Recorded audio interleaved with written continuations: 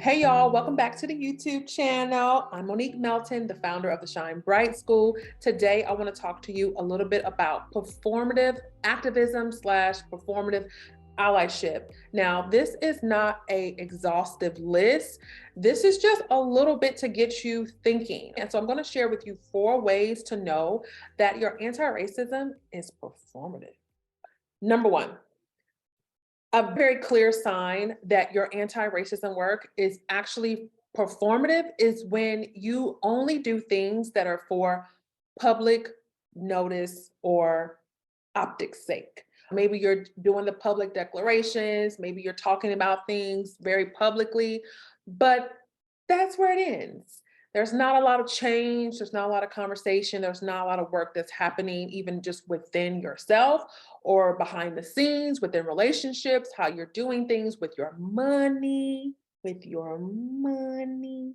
Okay, so that is a very clear, easy way for you to notice, like, wait a minute, my anti-racism work really isn't more than just me sharing to the world that, hey, look at me, I care about this, at least enough for you to just notice and acknowledge me. Number two, okay, this one right here hits home for me because I noticed this quite a bit in the summer of 2020 when you had so many white people all of a sudden pretending to care, pretending to notice what they've been deliberately ignoring all along, just out here saying all this nonsense about how they believe Black Lives Matter and how they are an ally or they're committed to this and all that, when really it was just a way to try to be relevant. It was a way to gain some type of social capital. It was also a way to avoid potential backlash for not jumping into this very much treated like a trend, but not at all a trend, anti-racism. I noticed this when a lot of these white women who I had personal interactions with, who are relatively known in their industry, were making these public declarations and making these promises. Meanwhile, behind the scenes, especially with me, but not just me, because I've had conversations with other Black folks, were not actually trying to repair the harm that they had done with the Black people that they've interacted with, despite being made aware that you've harmed in this specific way. I have receipts, but that's not something that I wish to share publicly or anything like that. This is why I believe Black women, we don't need to go out here and try to prove or try to call somebody out and do all these things just so folks will believe us. Because really what that ends up doing, if that's what you want to do, that's your thing. But that ends up doing, then we have to deal with a lot of folks reacting to that in very violent ways. If you want to share and you want to do your thing and you want to talk about it, that's your business. I'm never going to tell a Black person you're not allowed to share about your lived experience in whatever way that feels right for you and aligns with your humanity. I know for me personally, that type of energy that brings to the table, I don't want to deal with it. If I can reduce the likeliness of having to deal with white women trying to defend another white woman for racist things white woman has done, if I can avoid that, I'm going to try my best. But I'm never going to blame Black people for the racism that we endure, regardless if you share it or not. It's not something that you should feel responsible for because you shouldn't, okay? So I have the receipts where you have the public declarations, you have the public promises, you have the folks out here talking about, I'm doing the work, I'm doing the work. Meanwhile, you are literally harming Black women who you are in proximity to, who you have had interactions with, and refusing to actually work to repair that harm. It's almost just, no, you're irrelevant. I'm not dealing with you. I'm going to go and just tell people that I'm doing the work when really I'm just saying that I'm doing the work. So that's a very clear way. If you have apologies owed to people, but you refuse to give them, that is an opportunity for you to say, whoa, am I actually engaging in this work or am I just like performing this work? Because that's a very clear distinction to make. That's going to require some deep reflection, honesty, okay? Some honesty with yourself. Number 3, this is the one that folks really don't like, but it doesn't matter because this is a very evident way for you to notice if your activism is performative. Now, If you are somebody who is living at a place financially where you can't even make your ends meet, then this part right here, this really don't apply to you necessarily. However, when you are committing to anti-racism work, the way that you spend money, the way that you allocate your resources, the way that you redistribute your resources should change. Change.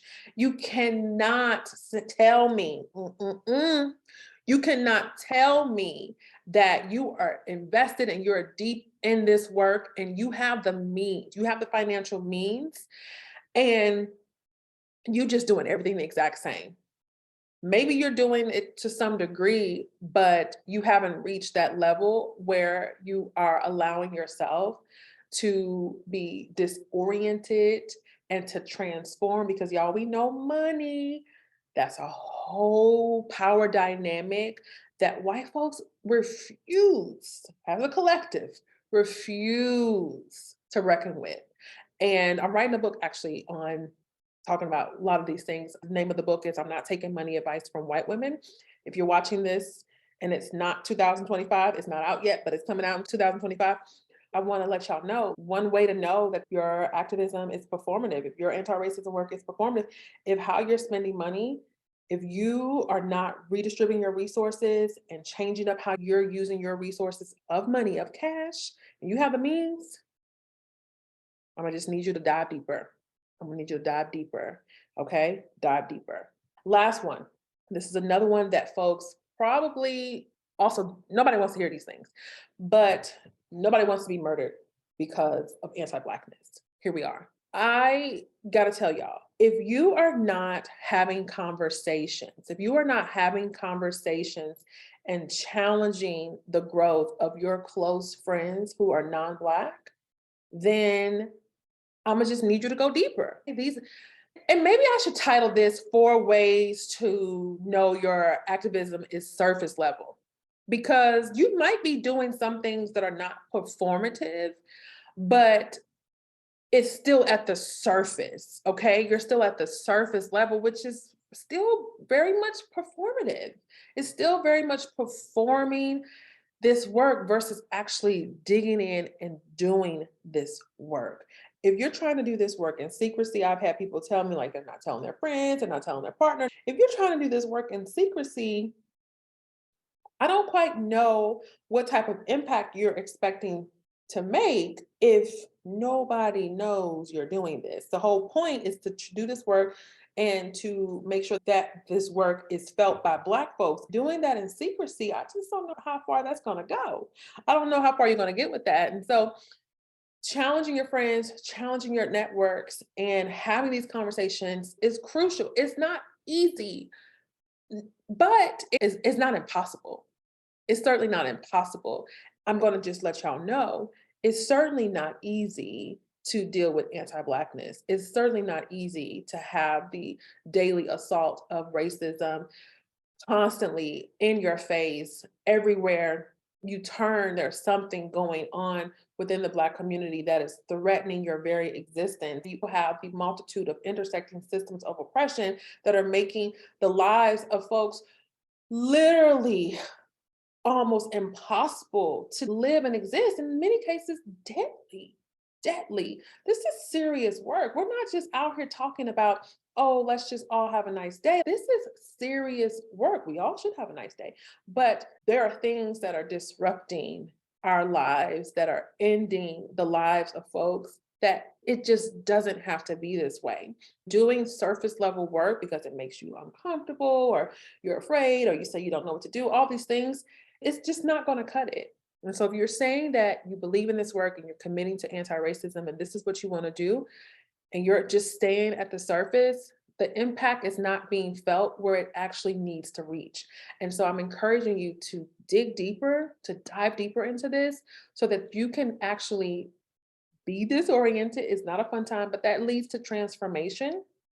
That transformation can be felt in how you show up in the world in every way. And that is to be beneficial to Black folks, because this is about Black liberation, like the authors of the Combahee River Collective tell us.